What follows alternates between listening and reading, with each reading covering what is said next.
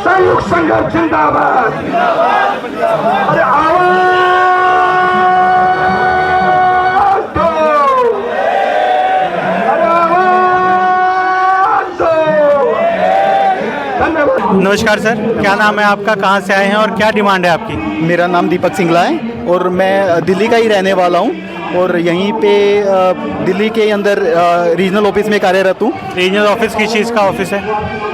Regional office ये United India insurance का office है। हाँ जी, और हमारी डिमांड है वेज रिवीजन और फैमिली पेंशन। जो हमारे सीनियर्स हैं उनके लिए फैमिली पेंशन और जो हमारी करंट वर्कफोर्स है उसके लिए इमीडिएट वेज रिवीजन। एक्चुअली काफ़ी पहले LIC, कई महीने पहले LIC और बैंकों का हो चुका है। अच्छा। अब ये इसी तरह से है कि वेज रिवीजन का क्या क्राइटेरिया रहता है, कितने साल में होती है, कितना बढ़ता है, बताएंगे कुछ? 5 साल में होता है एक बार और लगभग पहले तो 20% तक बढ़ता था। और क्या ये पेज रिवीजन और जो हम लोग सुनते हैं पे कमीशन, 7th पे कमीशन, 8th पे कमीशन, क्या सेम है या ये अलग है? ये नहीं, ये अलग अलग हैं। मगर ना ये उसी तर्ज पे होना चाहिए ताकि जो देश में जो परचेजिंग पावर है कम से कम उसमें पैरिटी बनी रहे।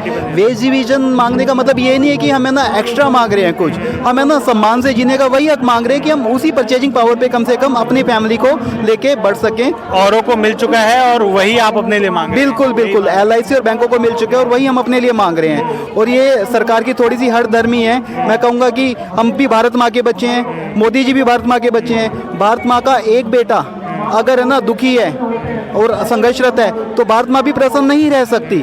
तो मैं मोदी जी से, निर्मला सीतारमन जी से यही जो है रिक्वेस्ट करना चाहूँगा कि है ना वो हमारे बारे में सोचें। हम भी भारत माँ के बच्चे हैं, हम भी उन्हीं के साथ ही हैं, हमारा भी योगदान है।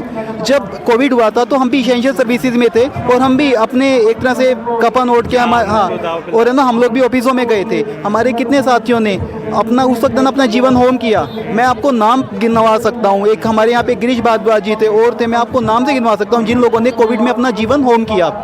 और इसके बाद हम लोगों ने मतलब हम लोगों के लिए भी ये चीज़ सोची जानी चाहिए।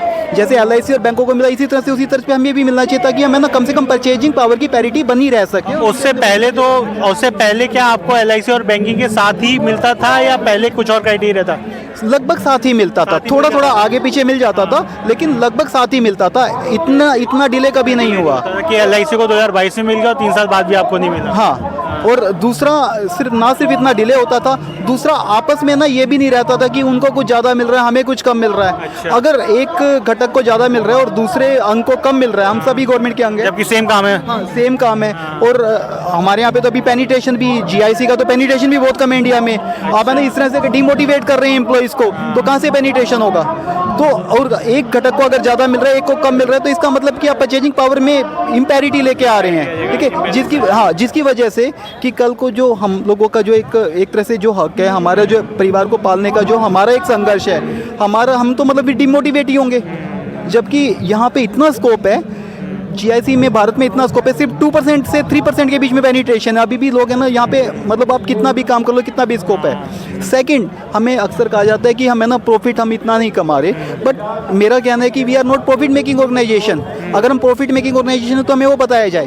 गवर्नमेंट की जितनी भी जो योजनाएं हैं, जैसे जन धन योजना है और जो आपकी क्या कहते हैं प्रधानमंत्री स्वास्थ्य बीमा योजना है, ज़्यादातर जो गवर्नमेंट की योजना ही इस तरह की है कि प्रॉफिट ना लेके लोगों तक बेनिफिट पहुंचाया जाए, और वो काम आप लोग कर रहे हो। बिल्कुल, है ना। तो प्रॉफिट कैसे आएगा जब आप बेनिफिट पहुंचाने में लगे हो? तो आप प्रॉफिट के पीछे आप लगे ही नहीं, तो प्रॉफिट कैसे एक्सपेक्ट कर रहे हैं? बिल्कुल, इंश्योरेंस कंपनीज उसमें सबसे आगे एक तरह से ध्वजवाहक हैं। मैं आपको एक और एग्जांपल देना चाहूँगा। मैं चंडीगढ़ रीजन से भी, मैं मतलब पहले मैंने मेरे मतलब हमारी ट्रांसफर जॉब है तो मैं वहाँ भी रहा हूँ।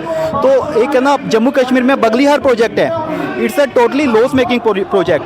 मगर वहाँ के जो यूथ को एक तरह से उनको आतंकवाद से निकाल के उनको रोजगार देने के लिए, और ये प्रोजेक्ट बहुत ज़्यादा एक भारत सरकार का ना एक बहुत अच्छा कदम है। वहाँ पे जो चारों इंश्योरेंस कंपनी थी वो चारों PSUs थे, कोई भी प्राइवेट कंपनी नहीं थी। ओरिएंटल लीडर था और इसके बाद यूनाइटेड, नेशनल और न्यू इंडिया, यही उसमें जो चारों जो पार्टनर्स थे। अब ऐसी सभी योजनाओं को पूरा करने के लिए सरकार हमारी तब देखती है। ठीक है, हमारे भी जो साथी हैं दिन रात ना लगे रहते हैं। ऑफिसर्स का मतलब है हम किसी भी टाइम है ना हमारे पास फ़ोन आता है तो हम उसी वक्त है ना वो काम करते हैं। मैं खुद एक अकाउंट डिपार्टमेंट में हूँ और मैंने हमारे यहाँ पे IRDA का क्वार्टरली क्लोजिंग होता है, और क्वार्टरली क्लोजिंग के टाइम पे हमेशा ऐसा होता है कि कम से कम 2-3 दिन तो ऐसे होते हैं कि रात को 10-10, 11-11 बज रहे हैं।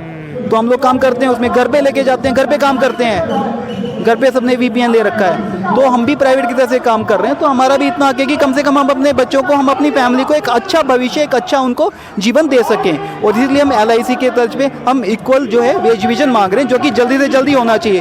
डिले का मतलब ये भी है कि मैं क्योंकि फाइनेंस में, इसलिए मैं आपको बता सकता हूँ कि डिले का मतलब ये भी कि जो उस पर जो इंटरेस्ट पोर्शन है, जो एक नोशनल कॉस्ट है, वो हम लोगों को बियर करनी पड़ रही है। हम लोगों को भी यहाँ पे आ रहे हैं तो ये काम खराब हो रहा है, हम लोगों को भी अंदर से फीलिंग है ये, बट ना इस चीज़ के लिए हमें मजबूर होना पड़ रहा है। ठीक है, तो मेरा अगेन मोदी जी से, निर्मला सीतारमण जी से रिक्वेस्ट है कि हम सब भारत माँ के बच्चे हैं, और है ना, एक भाई अगर दूसरे भाई का ख्याल नहीं रखेगा तो कौन रखेगा। ठीक है, धन्यवाद। Thank you sir, thank you.